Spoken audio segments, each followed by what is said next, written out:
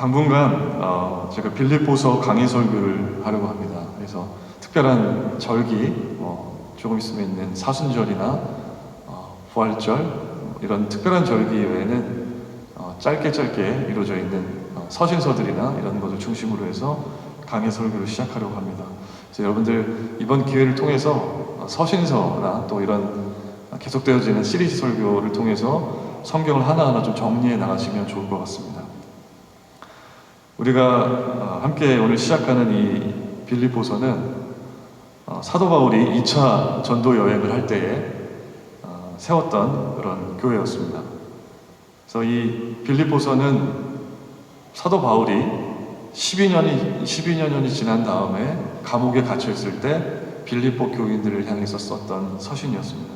이 빌립보라는 곳은 마케도니아, 지금 지명은 아니죠. 마케도니아 주의 로마 식민지 중에 하나였던 도시의 이름이었습니다. 빌립보.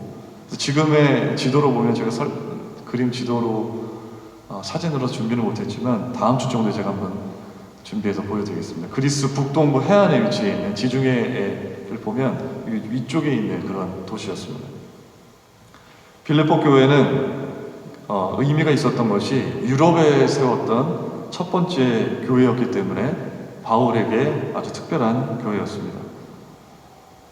감옥에 비록 이 빌립보서가 옥중 서신 중에 하나거든요. 그래서 감옥에 갇혀 있었지만 복음에 대한 열정과 그로 인한 이 복음으로 인한 이 믿음으로 인한 기쁨은 전혀 식지 않았습니다.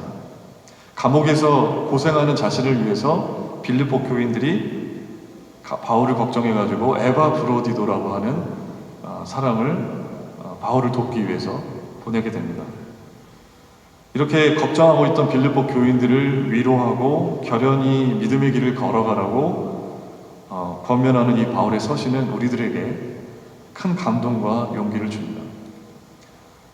회심 이후에 바울이 다메섹 도상에서 주님을 만나고 회심한 이후에 바울은 순교할 때까지 자신이 어떤 존재인지, 자신의 부르심이 무엇인지, 내가 어떤 목적을 위해서 살아가야 하는지 한치의 흐트러짐도 없이 분명하게 그 길을, 믿음의 길을 걸어갔습니다.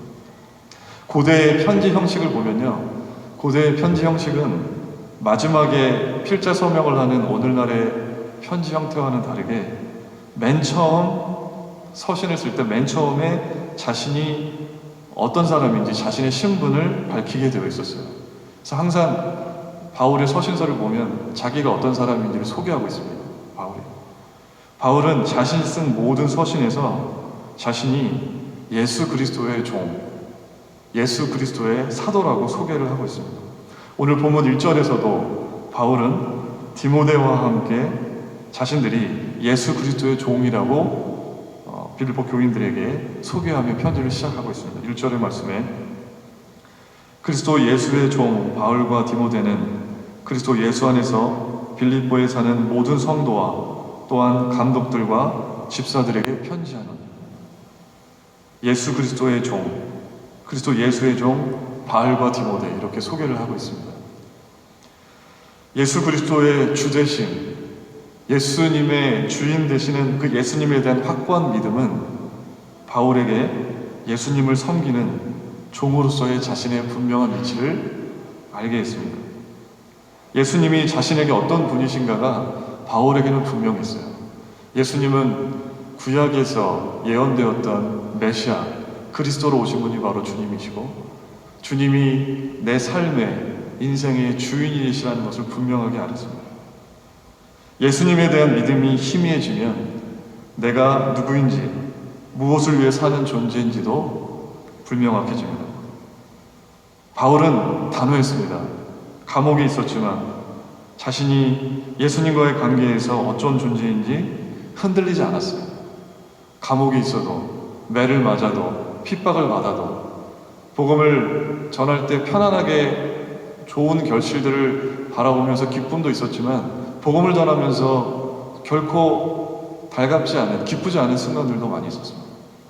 이 편지를 쓰는 순간에서도 어두컴컴한, 누구도 만날 수 없는 그 감옥 가운데서도 힘들지만, 외롭지만 자신을 그리스도 예수의 종이라고 소개를 하고 있는 바울의 모습 속에서 우리는 큰 도전을 받습니다.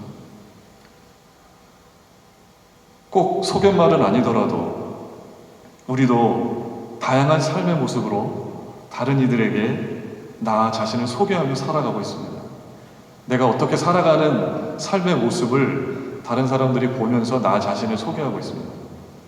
여러분은 어떻게 이웃들에게 여러분 자신을 소개하며 살아가고 있습니까? 여러분은 여러분의 이웃들에게 어떤 사람으로 보여지고 있습니까? 주님 되시는 예수 그리스도의 종으로서 예수님을 섬기는 모습으로 세상 가운데 여러분 자신을 정말 예수 그리스도의 종으로서 소개하며 살아가고 있습니다. 감옥과 같은 처절하고 고립되고 괴로운 실전에 처하더라도 우리가 예수 그리스도의 종으로서의 분명한 정체성을 우리가 담대하게 고백하고 드러내고 삶으로 다른 사람들에게 소개하고 보여줄 수 있는 그런 사람들이 되기를 바랍니다. 우리가 인생에서 정말 많은 시간을 사람들과 함께 보내지만 인생의 모든 시간을 다 공유할 수가 없습니다. 우리의 사랑하는 자녀들, 우리 아들, 딸들, 이 아이들과 평생을 같이 하고 싶지만 언젠가는 분명히 여러 가지 모양으로 헤어질 때가 있습니다. 가장 가까운 가족조차도 내 평생, 내 인생의 모든 시간을 다 함께 공유할 수가 없습니다. 떨어져 있는 시간이 있고 언젠가는 헤어져야 할 시간이 분명히 있습니다.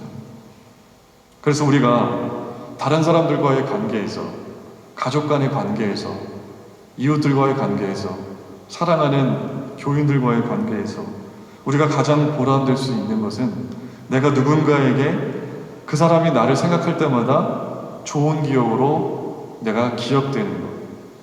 그게 우리 인생에서 어떻게 보면 가장 보람된 길이 아닐까 생각을 합니다. 이분을 생각할 때면 나를 한없이 아껴주셨던, 나를 사랑해주셨던 기억이 떠오르고 떠올리기만 하면 정말 잔잔한 미소가 나오고 따뜻한 마음, 사랑이 느껴지는 사람이 된다면 얼마나 우리의 인생이 참으로 잘 살았다라고 느껴질까요? 비록 죽음으로 돌아가셨어도 그분만 떠올리면 무언가 하나님과 연결되는 느낌을 갖게 되고 하나님께 정말 이분만 떠올리면 하나님께 처음으로 감사하다. 이분을 알게 하신 하나님, 이분 때문에 내 신앙이 조금 더 성숙될 수 있었는데 이분만 떠올리면 정말 하나님께 감사가 절로 나오는 그런 사람이 되면 얼마나 좋을까요? 바로 이 빌립보 교인들이 사도 바울에게 이렇게 기억되고 생각나는 교인들이었습니다. 3절에서 바울은 이렇게 말합니다. 내가 너희를 생각할 때마다 나의 하나님께 감사하며. 빌립보 교인들은 사도 바울에게 하나님께 감사할 수 있게 하는 그런 사람들이었습니다. 바울은 빌립보 교인들을 생각할 때마다 하나님께 감사하는 마음이 떠올랐어요. 제가 10년 넘게, 거의 15년 넘게 목회하면서 교인들이 목사님들에게, 종교 지도자들에게 대하는 다양한 태도와 행동을 봐왔어요. 모든 교인들이 다 목회자를 좋아하고 좋게 여기지는 않습니다. 모든 사람들을 만족시킬 수는 없는 것 같아요. 분명히 옹호해주고 격려해주고 따뜻하게 맞이해주는 사람도 있지만 앞에서 목회를 이끌어가는 담임 목사님을 반대하고 험담하는 사람들도 많이 봤습니다. 어떤 교인들은 자신들이 생각하는 교회의 방향성과 다른 목회를 한다고, 설교가 이전 목회자와 많은 차이가 나서 은혜가 안 된다고, 전면에서 비난하진 않지만 보이지 않는 곳에서 힐난하는 소리로 소문이 나서 그게 결국 담임 목사님 귀에 들어가서 어려움을 겪게 하는 분들도 있었어요. 그런데 이런 분들이 계신가 하면, 교육자들을 힘들게 하는, 목사님들 힘들게 하는 사람들도 있는가 하면 말없이 목회자를 위해서 기도해 주시는 분들, 여름 행사가 끝나고 나면 수고했다고 익명으로 자신의 이름을 드러내지 않고 모든 교육자들을 전도사님들부터 목회자들이 이르기까지 정말 어렵게 사시는 분들인데도 그렇게 돈을 내어서 섬겨주시는 분들, 비록 사회적으로 높은 직분에 있지만 교회 안에서도 되게 높은 중한 중책이 있지만 자기 생각을 고집하고 관철시키려 하기보다 목회자가 주님의 종이라고 존중하고 순종하면서 자신의 자리를 언제나 내어드리는 그런 분들도 계셨습니다. 여러분, 목회 리더십을 가진 사람들이 더 힘있게 목회를 할 수 있도록 하기 위해서 어떤 사람들이 되면 좋겠습니까? 어떤 성도들이면 되면 좋을까요? 바울이 빌립보 교인들을 생각하는 것 때처럼 이 성도들을 생각할 때 하나님께 감사할 수밖에 없구나. 그런 성도들이 되면 목회자도 힘이 나고 교회가 힘있게 나갈 수 있지 않겠습니까? 여러분들이 누군가에게 그렇게 목회자들뿐만 아니라 많은 사람들에게 그렇게 기억되는 사람들이 되었으면 좋겠습니다. 저 사람만 보면 하나님이 계신 것 같아. 하나님께 감사할 수 있을 것 같아. 하나님을 찬양할 수 있을 것 같아. 저 사람만 보면 뭔가 하나님과 더욱더 더 은혜롭게 연결되는 것 같아. 여러분, 그렇게 누군가에게 생각나는 축복된 사람들이 되시길 바랍니다. 바울은 빌립보 교인들을 생각하면서 하나님께 감사할 뿐만 아니라 기도할 때마다 기쁨으로 항상 하나님께 간구한다라고 고백을 하고 있습니다. 그리고 본문 말씀 다시 한번 보시면 빌립보서 1장 4절 말씀에 간구할 때마다 너희 무리를 위하여 기쁨으로 항상 간구하면 이렇게 되어 있습니다. 빌립보서에 보면 기쁨이라, 조이라는 표현이 되게 많이 나와 있습니다. 기쁨으로 기도할 수 있는 상황이 아니었다라는 것을 우리는 알 수가 있죠. 사실은 인간적으로 보면 바울은 감옥에 갇혀 있고 병들어 있었기 때문에 아픈 질병, 고질적인 질병이 있었기 때문에 누군가의 도움이 필요한 힘들고 어려운 상황이었지만 바울은 빌립보 교회를 위해서 기쁨의 기도를 드린다고 합니다. 바울의 이 기쁨의 기도는 감옥의 역경을 초월하게 하는 믿음의 기도였습니다. 바울은 기쁨의 기도를 빌립보 교인들을 위해서 기쁨의 기도를 드린 것뿐만 아니라 본문에 나와 있지 않지만 사도행전에서 감옥에 갇혀 있을 때 기쁨으로 하나님을 찬양하고 옥문이 열렸던 사건을 또 사도행전에서 기록해 놓았습니다. 바울은 기쁨의 기도만 한 것이 아니라 찬양까지도, 하나님을 높여드리는 찬양까지도 감옥에서 했었습니다. 믿음의 능력은 바로 이런 것입니다. 기뻐할 수 없는 조건에서 세상 사람들은 다 절망하고 좌절하고 불평하고 불만을 토로할 수밖에 없는 그런 상황 속에서 오히려 기쁨으로 기도하고 찬양할 수 있는 것, 그게 바로 믿음의 능력입니다. 이 믿음의 기도, 믿음의 능력은 나 자신만을 위해서 어렵고 힘들지만 그 어렵고 힘든 상황을 넘어서 나 자신만을 위해서 기도하는 것이 아니라 다른 사람들을 위해서 기도하는 것까지 이르게 하는 것, 그게 바로 믿음의 능력입니다. 4절 말씀에 다시 읽어봐드리겠습니다. 간구할 때마다 너희 무리를 위하여 기쁨으로 항상 간구함은, 이렇게 빌립보 교인들을 위한 기도를 바울이 교회를 개척할 때부터 빼놓지 않았던 이유를 5절에서 바울은 설명하고 있습니다. 5절 말씀에 너희가 첫날부터 이제까지 복음을 위한 일에 참여하고 있기 때문이라.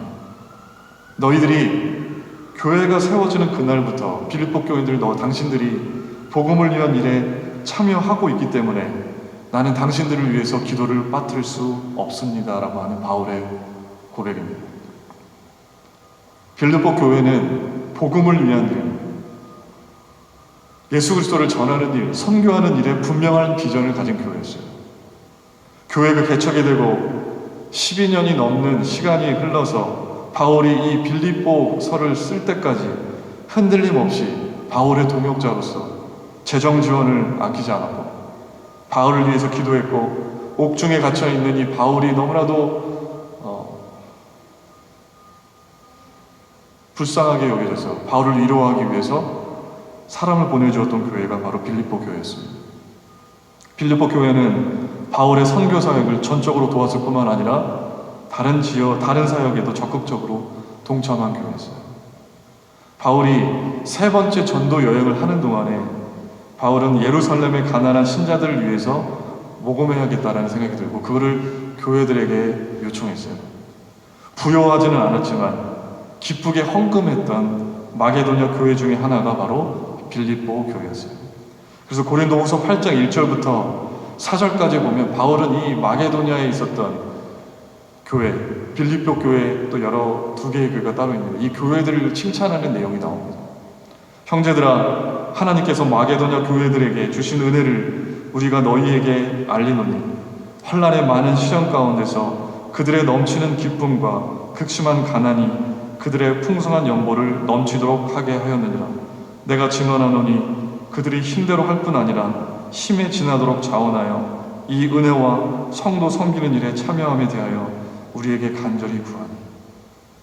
빌립보 교회는 선교하는 교회였고 구제하는 교회였고 바울이 함께하자고 하는 사역에 적극적으로 동참했던 비전이 있고 살아 숨쉬는 그런 교회였습니다.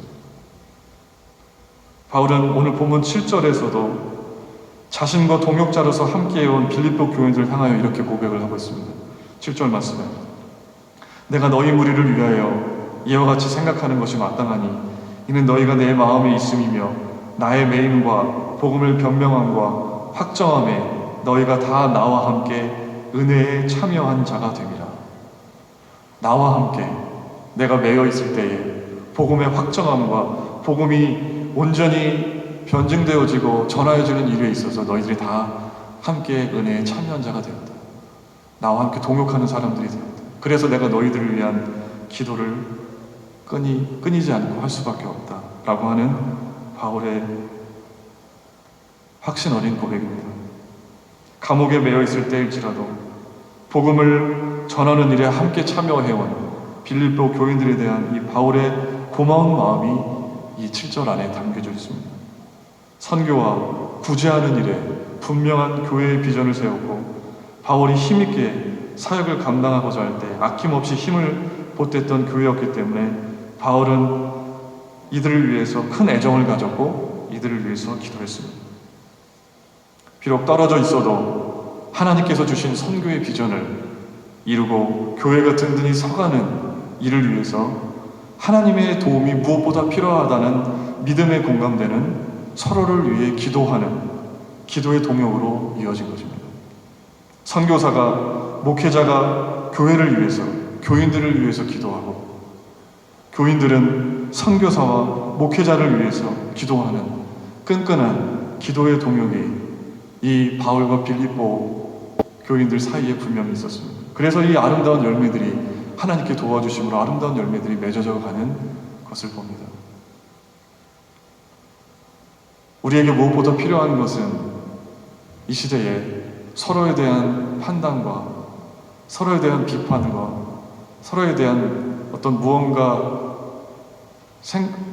판단하고 나의 판단에 맞춰서 저 사람을 재단하고 저 사람을 난도질하는 것이 필요한 것이 아니라 서로를 위한 기도가 교회를 건강하게 하고 열매를 맺게 합니다. 서로를 위해 기도할 때 교회가 건강하게 자랄 수 있는 겁니다. 바울은 빌립보 교인들을 위해서 기도할 뿐만 아니라 축복하고 있습니다. 6절 말씀을 함께 보시겠습니다. 6절 말씀에 너희 안에서 착한 일을 시작하신 이가 그리스도 예수의 날까지 이루실 줄을 우리는 확신한다. 너희 안에서 착한 일을 시작하신 이가 그리스도 예수의 날까지 이루실 줄을 우리는 확신한다. 여기서 착한 일이라고 하는 것은 말 그대로 여기에 나와 있는 대로 선한 일, 우리들이 인격적으로 선함을 타고나서 우리가 행하는 선한 일이라기보다 영혼을 구원하는 일, 선교하는 일, 또 하나님께서 우리들 내면을 통해서 우리들을 성숙시키는 일로 이야기할 수가 있습니다. 빌립보 교인들, 당신들 안에서 착한 일을 시작하신 하나님께서 끝끝내 그것을 완성하실 것이라고 하는 바울의 확신이 담겨져 있습니다. 제가 다니는 학교가 아직도 저는 뒤늦게 또 신학생으로 학교에서 공부를 하고 있습니다. 뉴저지 메디슨이라고 하는 곳에 드루 시어가지컬 세미너리라는 학교가 있습니다. 그 안에 제가 이제 학교 기숙사하고 제가 듣는 수업 듣는 강의실이 불과 5분밖에 걸리지 않아요. 근데 그 5분 동안 걸어갈 때마다 항상 보는 동상이 하나 있습니다. 그게 뭐냐면 아펜젤라 선교사님이라는 분이세요. 제가 목사 안수를 받았던 감리교회 처음 한국에 복음을 전하러 오셨던 분이 바로 아펜젤라 선교사님이셨어요. 그 아펜젤라 선교사님의 이 흉상이 거기에 중간에 세워져 있어요. 이거는 어디서 세운 거냐면 한국 감리교회에 처음 세워진 감리교회가 정동제일교회라는 곳이 있습니다. 여러분 혹시 한국에 계실 때 정동길이라고 가보신 적 있으시죠? 덕수궁 돌담길 거기에 정동제일교회라는 곳이 있어요. 문화재까지 지정이 된 교회인데 그 교회가 처음 감리교회에서 세워진 곳이었고 아펜젤라 선교사님이 세우신 교회예요. 그래서 이 아펜젤라 선교사님이 너무나도 감사하기 때문에 정동제일교회에서 감리교를 대표해서 이 두루 왜 흉상이 세워졌냐면 아펜젤라 선교사님이 두루 신학교 출신이세요. 두루 신학교에서 신학을 공부하고 복음을 전하러 갔던 거예요. 그래서 그것에 감사해서 두루 신학교에 흉상을 세워놨습니다. 아펜젤라 선교사님이 처음 복음을 전하기 위해서 한국 땅에 내딛었을 때 지금과 같이 한국이 부흥케 되리라고 생각을 했을까요? 비록 하나님의 부르심을 받고 왔지만 인간적인 눈으로 보면 이 복음의 불모지였던 한국에 많은 교회가 세워질 수 있을지 아마 의구심이 많이 들었을 겁니다. 그런데 1885년에 정동제일교회가 세워진 이후에 정말 한국은 수많은 교회가 장로교, 침례교, 감리교 수많은 교회가 세워졌어요. 이것은 하나님께서 역사하셨다고밖에 할 수 없는 부흥을 하나님께서는 한국 교회, 한국 땅에 이루신 거예요. 하나님께서는 신실한 사람들을 통해서 시작하시는 착한 일들을 분명히 이루시는 역사가 있다는 것을 여러분 기억하시기 바랍니다. 제가 전에 사역하던 교회에서 역사책을 출간하는 작업을 했던 적이 있어요. 거의 한 4년 넘게 37주년 기념책을 쓴 적이 있습니다. 이 책을 쓰기 위해서 작가도 섭외하고 또 출판사도 섭외하는 그런 일들도 했고, 교회가 처음 초창기 세워졌을 때부터 37년이 흐르기까지 37년의 주보를 다 일일이 모아서 그 안에 주보와 광고 안에 있는 내용들을 다 훑어보는 작업을 했어요.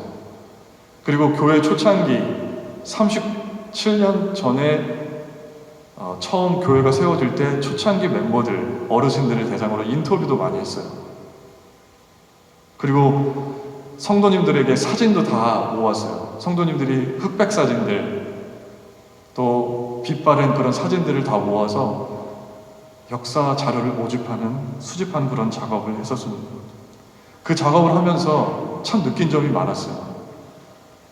이 교회가, 제가 전에 사역했던 이 교회, 새신교회라는 곳이었는데, 이 교회가 처음 세워질 때, 첫 예배를 드릴 때, 단 2명의 어린 학생들로 시작을 했어요. 1학년, 2학년.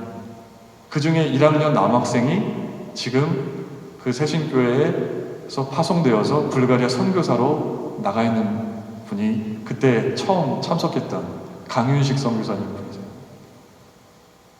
그렇게 2명으로 시작했던 교회가 또 사진을 보니까 어떤 사진이 있었냐면 어린아이들이 막 부흥을 한 거예요. 교회가 어린아이들 이렇게 막 한 30-40명 되는 아이들이 막 눈물을 흘리면서 기도하는 그런 사진을 본 적이 있습니다. 나중에 얘기를 들어보니까 이 눈물을 흘리면서 아이들이 어릴 때 회심을 한 거예요. 거듭남을 체험한 거예요. 막 눈물을 흘리면서 했던 기도가 뭐였냐면, 부모님들이 지옥 갈 텐데 부모님들을 구원해달라고 눈물을 흘리면서 가장 했던 기도가 그거였대요. 우리 부모님 지옥 가니까 부모님을 구원해달라고 눈물을 흘리면서 기도했던 그 아이들. 그래서 부모님들이 하나둘 교회에 나오기 시작하고 교회가 부흥하기 시작했어요. 그리고 교회가 성전 자리가 부족하니까 옮기고 교회를 3번이나 짓고, 제가 마지막 떠나올 때는 교회가 600병이나 되는 그런 어마어마한 교회로 성장을 했어요.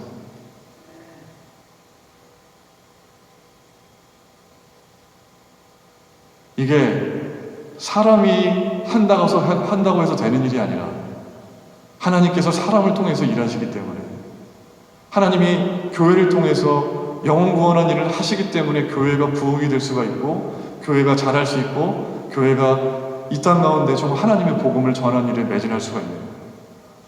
하나님이 시작하시는, 너희 안에서 착한 일을 하신 이가 그리스도 예수의 날까지 이루신 줄을 우리는 확신합니다. 그래서 우리는 확신할 수가 있는 거예요.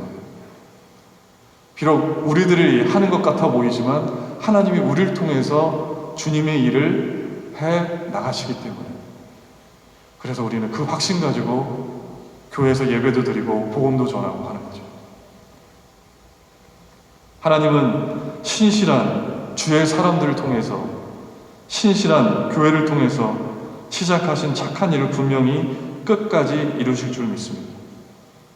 소명교회가 지금 비록 어려움을 겪고 있지만 30여 년 전에 하나님께서 우리 정준호 목사님을 통해서 이곳에 교회를 세우시고 부흥케 하신 것에는 분명한 이유가 있습니다.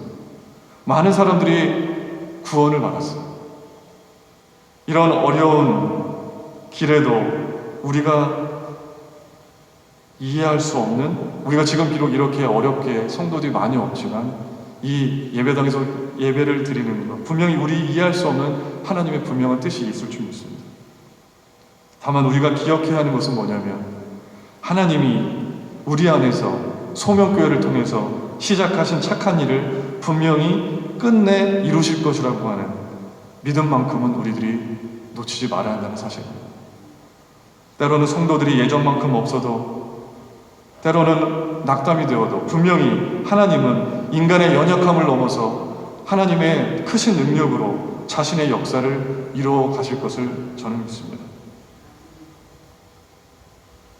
그래서 바울은 빌립보 교인들을 바라보면서 그 빌립보 교인, 그 사람들을 믿은 것이 아니라 그들 안에서, 그 교회 안에서 일을 이루어 가시는, 역사를 이루어 가시는 하나님을 확신했습니다. 그래서 이렇게 고백할 수가 있었던 겁니다. 너희 안에서 착한 일을 시작하신 이가 그리스도 예수의 날까지 이루실 줄을 우리는 확신합니다.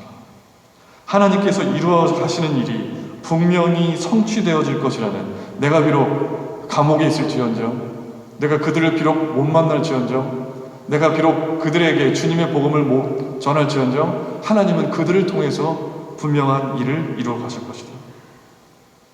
여러분, 이러한 확신이 우리들에게도 있기를 간절히 축원합니다. 하나님께서 나에게 시작하신 착한 일이 끝내 이루어질 것이라는 이 소명교회를 통해서 하나님께서 이루시고자 시작하신 이 착한 일을 끝내 이루실 것이라고 하는, 우리 가정에, 우리 자녀들에게 하나님께서 믿음을 주시고 시작하신 그 정말 착한 일을 하나님께서는 끝내 이루어 가실 것이라고 하는 확신을 가지고 하루하루 기도하며 살아가시는 저와 여러분 모두가 되시길 간절히 축원합니다. 바울은 마지막으로 9절에서 11절까지 빌립보 교인들을 위한 기도 제목을 내어놓습니다. 8절에서 보면, 내가 예수 그리스도의 심정으로 너희 물을 얼마나 사모하는지 하나님이 내 증인이십니다. 내가 빌립보 교인 너희들을 내가 얼마나 사모하는지 예수님, 하나님이 증인이야. 그렇게 고백하는 거, 이거는 진짜 사랑하지 않고는 고백할 수 없는 고백입니다. 하나님이 아신다. 내가 너희를 사랑하는 것을 하나님이 아십니다. 여러분, 누군가를 사랑한다고 할 때 이렇게 고백할 수가 있습니까?